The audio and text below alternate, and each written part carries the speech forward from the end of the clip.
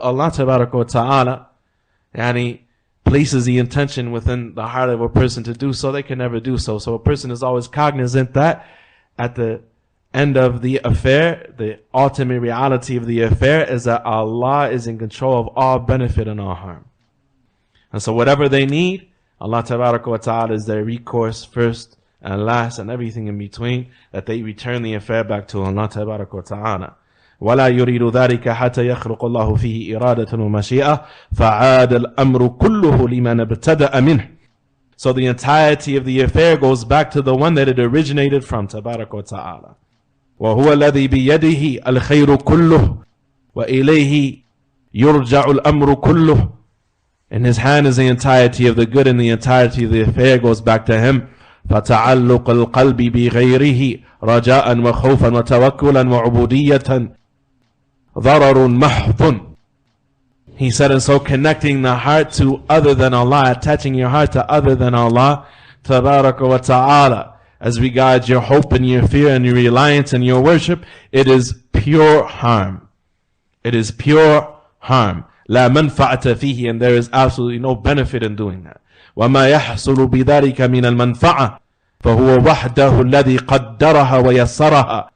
And whatever occurs by a person doing that, connecting his fear and his love and his hope and his reliance to the creation, even if he still gets some benefit from that, then it is still Allah who decreed that and who made it easy for it to happen. وَأَوْصَلَهَا إِلَيْكَ, and caused it to reach you, even though you didn't deserve it. Al-Wajh al-Ashir, the 10th aspect. And al-Ghalib, you want to do the 10th aspect or you want to wait? طيب. أن غالب الخلق إنما يريدون قضاء حاجتهم بك.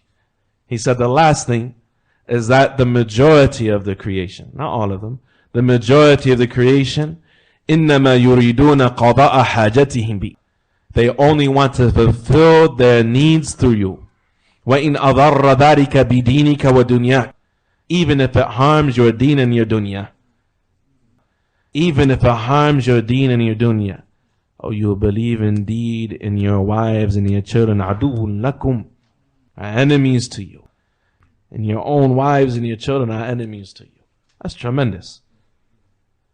So what about a person's friends? What about to the end of it? He said the majority of the creation, they only want to fulfill their need from you, to get something selfish of their desires out of you. As Ibn Taymiyyah rahimahullah ta'ala, he said to even another level when he mentioned this reality in his Majmu' al-Fatawa, he said the majority of the creation wants you to be their abd. The majority of the creation require ubudiyyah from you. They require for you to be a slave for them. They want to treat you like a slave. He said the majority here, he says the majority of the creation only want to fulfill their need from you, to get their need out of you. وَإِنْ أَضَرَّ ذَلِكَ بِدِينِكَ وَدُنْيَاكَ, even if that harms your deen and your dunya. فَهُوَ إِنَّمَا غَرْضُهُمْ قَضَاءُ حَوَائِجِهِمْ وَلَوْ بِمَضَرَّتِكَ. So their only ambition is to get something that they need from you, even if that entails harming you, even if it hurts you. وَالرَّبُّ تَعَالَى إِنَّمَا يُرِيدُكَ لَكَ, but Allah wants you for you. But Allah wants you for you.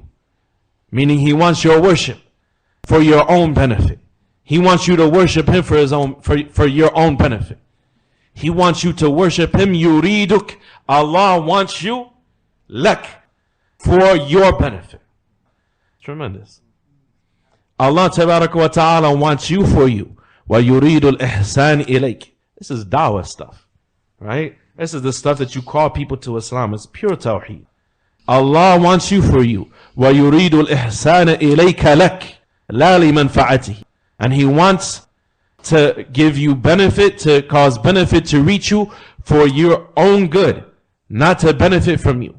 وَيُرِيدُ دَفْعَ الضَّرَرِ عَنْكَ. And He wants to remove harm from you. فَكَيْفَ تُعَلِّقْ أَمَلَكَ وَرَجَاءَكَ وَخَوْفَكَ بِغَيْرِ. So how could you connect your hopes and your wishes and your dreams and your fears to other than Allah Tabarak wa Ta'ala? How could you fear anything besides Allah? The one that controls everything that will benefit and harm you deserves to be feared to a tremendous level. Right? Anything that you can have, He could take it away from you and you would deserve that. If a person is afraid of losing anything, there's only one that can take away anything from a person. And that is easy for Him, tabaraka wa ta'ala, and you would deserve it. And there is nothing that you deserve from Allah, but that is mahdhu fadlihi. And it should cause you to fear Him. As Ibn Qayyim rahimahullah ta'ala, he said that when a person has hope for something, that his hope requires him to do three things. It requires for him to love the thing that he hopes in. And it requires for him to fear losing it. And it requires for him to take the means to retain that thing that he hopes for, that he has connected his hope for. And here he was talking about the Jannah, the reward of Allah in the hereafter. And he saw a person, and when they understand that Allah is in control of all of these affairs, he said, how could you ever connect your amal, your amal, yani your hopes and dreams for the future, with your expectation, and your raja, and your hope, and your khawf, and your fear to other than Allah, fearing the creation, fearing the blame and the criticism of the creation, fearing the harm of the creation, compromising in your religion, بِغَيْرِهِ. How could you connect any of these things to other than Allah tabarak wa ta'ala? وَجِمَاعُ هَذَا أَن تَعْلَمْ أَنَا الْخَلْقَ وَاجْتَمَعُوا كُلُّهُمْ عَلَى أَن يَنْفَعُوكَ بِشَيْءٍ لَمْ يَنْفَعُوكَ إِلَّا بِشَيْءٍ قَدْ كَتَبَهُ اللَّهُ لَكَ. He said, and to bring all of these points together, all of these 10 points together, he said it is that you know that if all of the creation was to gather together to benefit you in any way, they can never benefit you except in a way, except with that which Allah has prescribed and written upon you in the qadr. A hadith of Abdullah ibn Abbas, Ya ghulam inni yu'allimuka kalimat. Oh young boy, indeed I'm going to teach you some words. Imagine if the youth were raised upon this. He said to bring all of this together, to gather all of this together, is that you know that the creation, if they were to gather together, every last one of them, they can never, to benefit you with anything, they can never benefit you except with that which Allah has written for you. وَلَوْ اجْتَمَعُوا كُلُّهُمْ عَلَىٰ أَن يَضُرُّوكَ بِشَيْءٍ. And if they were to gather together, all of them, to harm you in any way, they can never do so in any way whatsoever. إِلَّا بِشَيْءٍ قَدْ كَتَبَهُ اللَّهُ عَلَيْكَ. Except with that which Allah subhanahu wa ta'ala has written against you. So when a person goes through something, anything a person goes through in life, if you stub your toe, if the police pull you over, if your bank account bounces, if whatever, the first thing that you should do is say, Astaghfirullah, Astaghfirullah, Astaghfirullah. If your wife is upset with you, don't fight it. It's an uqubah, it's a punishment. Right? Don't go back and forth. Say Astaghfirullah, Astaghfirullah, Astaghfirullah. I ask Allah to forgive me, oh Allah, forgive me, oh Allah, forgive me. And a person who develops this mentality and understands this, that everything of benefit and harm is in the hand of Allah tabarak wa ta'ala, and whatever he receives, it is mahdhu fadlillah, it is purely a bounty and blessing from Allah, and of that which he receives of the good, and anything that he experiences of difficulty, فَلَا يَلُومَنَّ إِلَى نَفْسَهِ. And let him blame no one but himself. Let him ask Allah tabarak wa ta'ala to forgive him. Ibn Qayyim rahimahullah ta'ala, he said, قال الله تعالى, Allah tabarak wa ta'ala, he said, قُلْ لَنْ يُصِيبَنَا إِلَّا مَا كَتَبَ اللَّهُ لَنَا وَهُوَ مَوْلَانَا. قُلْ لَنْ يُصِيبَنَا إِلَّا مَا كَتَبَ اللَّهُ لَنَا هُوَ مَوْلَانَا.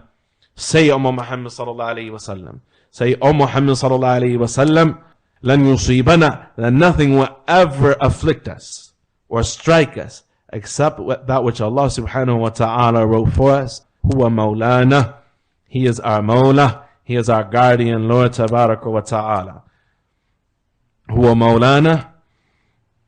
Wa ala Allahi falyatawakkal al-mu'minun. And so let the mu'minun put their tawakkul upon Allah alone. Let the believers place their reliance upon Allah subhanahu wa ta'ala.